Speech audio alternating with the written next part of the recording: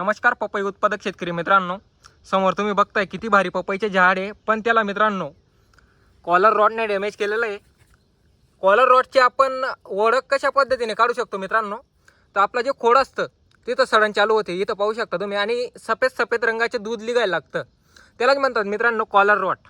आणि collar rod इतकं हानिकारक आहे मित्रांनो, जर का याचा प्रसार सहसा करून जास्त झाला, जर का मित्रांनो आपण सरीमध्ये पपई लावली तर कॉलर रॉटमध्ये कमीत कमी 30 ते 40% प्लॉट जाऊ शकतो, एवढी शक्यता असते. म्हणून मित्रांनो पहिला मुद्दा तर आपण बेडवर लागवड करायला पाहिजे.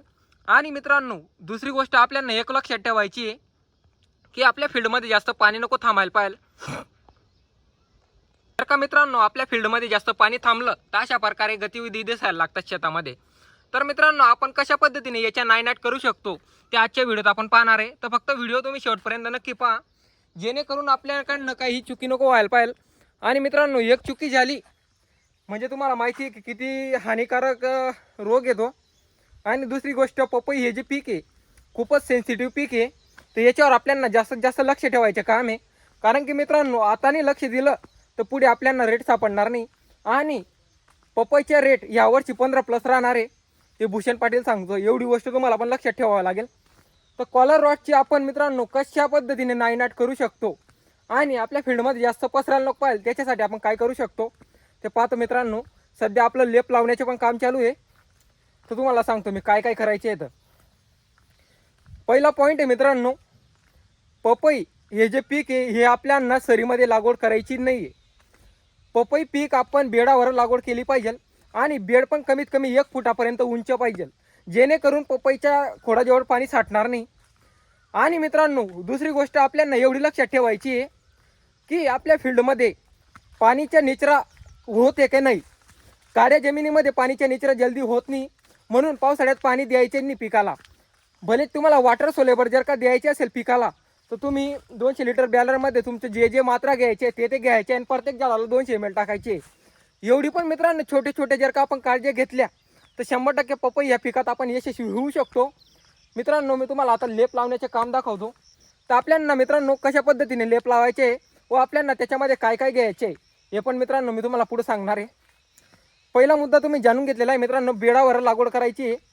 आणि मित्रांनो दुसरी गोष्ट, आपल्याला शेतामध्ये पाणी न थांबायचं एवढं कारण बघायचे. पाणी शेतात थांबायला नको पाहिजे एवढी गोष्ट पण बघायची. तर तुम्हाला दाखवतो मित्रांनो लेप लावण्याचे काम कसं चालू आहे आपलं. बघताय मित्रांनो याला म्हणतात कॉलर रॉड. हे पाहू शकता सफेद कलरचं दूध निघतं त्याच्यामधनं. हे बघा मित्रांनो कसं लेप लावावं लागतं, त्याच्यासाठी पण गॅरंटीचा माणूस लागतो मित्रांनो. कसं आहे आपला गॅरंटीचा माणूस आहे. 2 मिनिटं लेप दाखव भाऊ. हे बघताय मित्रांनो लेप, याच्यामध्ये आपण काय काय घेतलेलं आहे आता पुढे जाणून घेऊ मित्रांनो आपण. तुम्ही बघताय किती छोटं झाड आहे आणि किती भारी प्रकारे याला सेटिंग चालू आहे. इकडं पण पाहू शकता. जर का शेतकरी बांधवांनो तुम्हाला पुढे जाऊन पण पपईची लागवड करायची आणि जर का आता पण तुमच्या शेतात पपईची लागवड आहे तर तुम्ही नक्कीच माझ्या पेजला सबस्क्राईब करून घ्या. कारण की मित्रांनो आपण कमीत कमी 3 ते 4 वर्षापासून पपई लागवड करत आहे आणि त्याच्यामध्ये बारीक बारीक गोष्टींवर आपण खूपच जास्त लक्ष ठेवत आहे. येणारा मुद्दा मित्रांनो आता फुलगड आपण कशा पद्धतीने थांबवू शकतो याचा मुद्दा असणार आहे. आणि म्हणणार तुम्ही काय कॅल्शियम नायट्रेट टाकणार आणि दुसरं काय करणार, तर मित्रांनो कॅल्शियम नायट्रेट नाही आहे. इतकं खतरनाक द्रवण आणलेलं आहे आपण, थोडंसं कॉस्टली आहे मित्रांनो, पण काम 100% होणार. असं नाही की कॅल्शियम नायट्रेट टाकताय आणि त्याचा व्हिडिओ बनवून टाकताय. कॅल्शियम नायट्रेटने काहीच फायदा होत नाही. बघितलं आहे मित्रांनो आपण. हे बघा तुम्ही सेटिंग, भूषण पाटीलची सेटिंग आहे मित्रांनो. माझ्या मित्रांनो जे वय आहे 21 वर्षे आणि कमीत कमी 5 वर्षापासून मी पपईमध्ये काम करत आहे.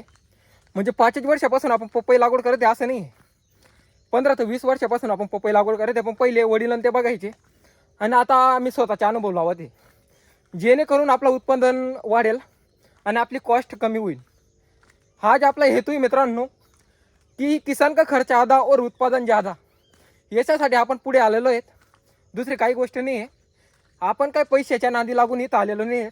कारण की मित्रांनो मला देणारं हे आहे, पैशांची गरज नाही मित्रांनो. हे देते मला, फक्त माझे शेतकरी बांधवांची फसवणूक नको व्हायला पाहिजे त्याच्यासाठी आपण पुढे आलेलो आहेत मित्रांनो. दुसरं काहीच नाही. असं नाही की मित्रांनो नुसतं सांगतंय वो करतंय काम, असं काही नाही आपलं. हे बघताय मित्रांनो व्हॅलेने, आणि त्याच्यासोबत मित्रांनो आपण घेतलेलं आहे ब्लू कॉपर.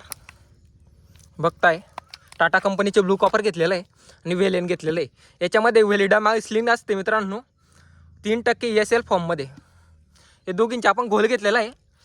आणि मित्रांनो आपण मात्रा किती घेतलेली आहे तर आपण एक बाल्टीमध्ये 5 लिटर पाणी घेतलेलं आहे. त्याच्यामध्ये व्हॅलिडामायसिन टाकलेलं आहे आपण कमीत कमी 50 ml. 5 लिटर पाणीमध्ये 50 ml टाकलेलं आहे. आणि त्याच्यामध्ये आपण 50 ग्राम ब्लू कॉपर टाकलेलं आहे मित्रांनो. त्याचे आपण एकदम भारी प्रकारे घोल बनवून घेतलेला आहे. आणि ज्या डॅमेज आहे त्याला जे आपण पेस्ट करत आहे, जेणेकरून त्याचा प्रादुर्भाव समोरच्या झाडाला होणार नाही. आणि मित्रांनो हे काही बुरशीजन्य रोग नाही आहे की कुठं बी पसरणार, एवढी गोष्ट पण लक्षात ठेवायची. बघताय मित्रांनो आपल्या फील्डमध्ये कुठं कुठं व्हायरसची झाडं होते त्यांना आपण नायनाट करून काढून फेकून दिलेलं आहे. आणि त्याच्यावर तणनाशकाचा स्प्रे घेते. तर तुम्ही म्हणताय की कशाला तणनाशकाचा स्प्रे घेते, तर मित्रांनो त्याच्यावर जेवढे पण इफेक्ट वगैरे काही पण झाले असेल तर जेणेकरून ते दुसऱ्याकडे पसरणार नाही. ना मामा बंद करून घ्या तुम्ही आता, पपईवर नका जाऊ द्या. मित्रांनो एवढ्या बारीक बारीक गोष्टीवर जर का आपण लक्ष ठेवलं तर 100% आपण पपईमध्ये यशस्वी होऊ शकतो. तुम्हाला व्हिडिओ कसा वाटला कमेंटमध्ये नक्की सांगा. दुसरा टॉपिक कोणत्या विषयावर पाहिजे तर तुम्ही मला नक्की सांगा. आपण 100% घेऊन येऊ मित्रांनो व्हिडिओ. तर भेटूया नवीन व्हिडिओ. जय हिंद, जय किसान, जय भारत.